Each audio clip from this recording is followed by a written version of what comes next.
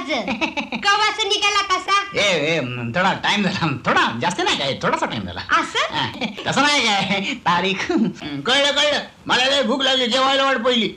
का कुठे इरड करायला मिळाली नाही? जेव्हा गुमान ताट वाढून ठेवले. अरे वाढून ठेवलं मी पहिल्यांदा.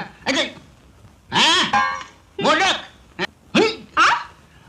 हे काय चाललंय म्हणायचं? जेव तू.